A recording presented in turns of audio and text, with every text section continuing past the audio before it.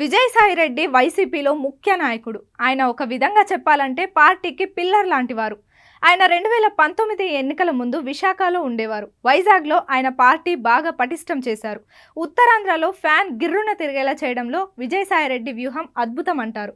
2014లో వైసీపీకి మొత్తం 34 ఎమ్మెల్యే సీట్లు మాత్రమే వస్తే 2019 నాటికి ప్రత్యర్థి టీడీపీకి ఆ 9 కూడా రాకుండా చేయగలిగారు.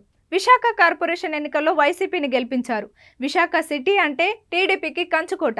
2019లో జగన్ వేవ్లో 4 సీట్లు సిటీలో ఉన్నవి వైసీపీ గెలిపించుకుంది. అలాంటి చోట 2021లో జరిగిన ఎన్నికల్లో విశాఖ కార్పొరేషన్ని వైసీపీ పరం చేశారు. వీటి వెనకాల ఆయన ఆలోచనలతో పాటు ఆశలు కూడా ఉన్నాయని ఆనాడే అనుకున్నారు. విజయసాయిరెడ్డి విశాఖ ఎంపీగా పోటీ చేయాలనుకున్నారు. నిజంగా ఆయన పోటీ చేసుంటే పర్ఫెక్ట్ క్యాండిడేట్గా సెట్ అయ్యేవారని అంటారు. అయితే ఆయన విశాఖ నుంచి వెళ్ళిపోయారు. అలా ఎందుకు జరిగింది? అసలు ఏమైందంటే ఇంటర్వ్యూలో విజయసాయిరెడ్డి మాట్లాడుతూ కీలక వ్యాఖ్యలు చేశారు. తాను విశాఖ నుంచి వెళ్ళాలనుకోలేదు, తనను పంపించేశారంటున్నారు. ఈ విషయంలో టీడీపీ నేతలతో కలిసి వైసీపీ నేతలు కుట్ర పన్నారంటూ సంచలన ఆరోపణలు చేశారు. విశాఖలో తాను ప్రతి గడప తిరిగా, ప్రతి వీధిలోనూ తిరిగాను. యువత కోసం క్రికెట్ టోర్నమెంట్లు పెట్టాను. విశాఖలో జాబ్ మేళాలు ఎన్నో నిర్వహించానని విజయసాయిరెడ్డి అన్నారు. కరోనా టైంలో ఏకంగా విశాఖలో ఒక ఆసుపత్రినే నడిపాను అన్నారు. ఇంత చేసినా తనను విశాఖ నుంచి తప్పించారని ఆయన ఆవేదన వ్యక్తం చేశారు.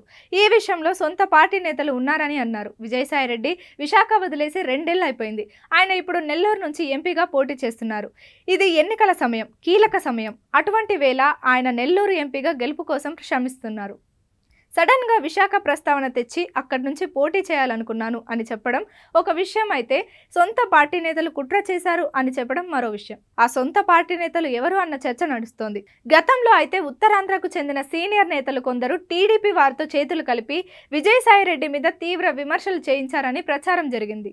ఇప్పుడు అదే నిజం అంటూ విజయసాయిరెడ్డి చెప్తున్నారు. అంతేకాదు, తాను విశాఖలో ఏదో చేశాను అని తన మీద చేసిన ఆరోపణలు కూడా ఆయన ఖండించారు. తాను ఒక్క తప్పు కూడా చేయలేదన్నారు. మొత్తం మీద చూస్తే విజయసాయిరెడ్డి విశాఖ మీద తన అభిమానాన్ని, తనకు ఉన్న కమిట్మెంట్ని చెప్పారు. ఆయన విశాఖలో ఉంటే వైసీపీ ఇప్పుడున్నట్లుగా కాకుండా ఇంకా బాగా ఎదిగేది అన్నది చాలా మంది మాట. కానీ ఆయనను తప్పించడం మీద వైసీపీలోనూ చాలా మంది ఇప్పటికీ కలత చెందుతున్నారట.